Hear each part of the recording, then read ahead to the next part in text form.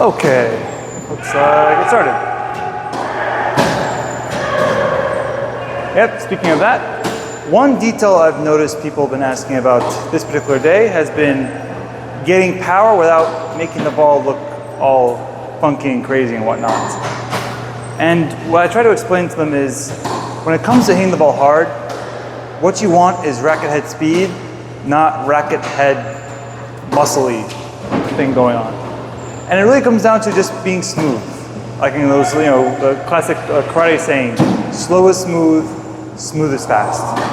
So to help enforce that idea of keeping your limbs smooth, I try to teach people to take their mind off of the arm and think more about the whole body itself. So as an example, let's turn this bad boy on. Say for a forehand. When people think hitting the ball hard, what they end up doing is they take the arm, make it stiff, and try to... So I mean, that actually was kind of hard. But the thing is, I can't do that 20 times in a row under pressure long enough to make it useful. What's going to happen instead is I'm probably going to get tight, I'm going to miss hit, or something along those lines. And at least tire my arm out. Instead of thinking of the arm as what's swinging onto the racket, you want to think of your entire torso. You spin your torso, the racket moves by itself. With that in mind, it keeps your arm loose. So don't think about the arm, think about what the arm connects to. In this case, the shoulder, upper body, hips, turn all that jazz. Now to help really now enforce power, with a hint of easiness onto it, for a forehand, for example, think of taking your left arm and pulling it in. The same way you take a figure skater, tucks their arms in to spin fast, you can use your offhand, pulling it in, it helps open your body up. Of course I throw my racket on the floor. What is this? It's like I paid money for this thing. Okay. Boom. So in general, coming back before I interrupt myself, was instead of thinking of the right side of your body for power, think of the left side of your body.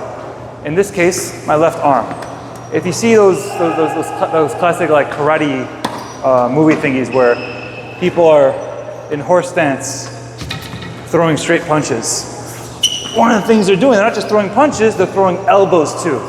Each punch is paired to an elbow. Each punch is paired with an elbow.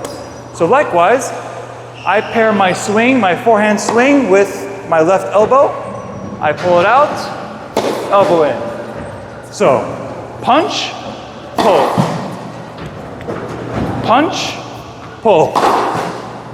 So that kind of punch, push, pull motion with my left side of my body helps make the right side of my body spin without really feeling any different than just doing a normal mini tennis shot. So if I punch and pull gently, it's a gentle shot. If I punch and pull fast, the right arm speeds up. The only tension I'm using on the right side of my body is to make sure the racket stays in my hand and my arm doesn't get like too far behind me. So I'm not gonna punch, pull, and then my right side gets yanked out. Last year around this time, I injured my shoulder pretty badly doing this. So instead, left side, punch, pull. And when you're in motion, punch, pull. Punch, pull. That worked out. That's not bad. For backhands, a two-handed backhand, for example, you don't really have the luxury of elbowing with one arm, but if you don't have the arm, you still have a shoulder. Think of taking your right shoulder, for example, I'm a righty, so my right shoulder will be in front. I push my right shoulder in front of me, or in front of the ball. Like I'm trying to, tackle something. And then when it's time to swing, I pull that right shoulder away. Opens up my body to turn. My arm isn't really doing much, my arm is being pulled. I'm not pulling with my arms to swing my backhand.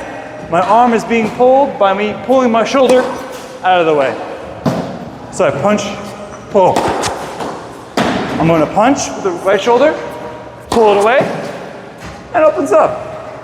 Ideally, again, you want to have yourself in a spot where when you want to hit hard, you're not really trying so much. You're not, redlining your internal motor to try to hit the ball hard. All you're doing is you're leveraging your entire body to swing. And again, there's a whole kinetic chain you have to think about. That's a whole another conversation in and of itself. But one component which I found useful for some of my students was getting themselves to the forehand, that front shoulder, push out of the way, pull your arm in, helps you spin. For your backhand, shoulder out of the way, helps you spin. Hopefully this makes sense. Any questions, comments, concerns, grievances, suggestions, feedback of that nature? I guess you kind of know where to find them more or less.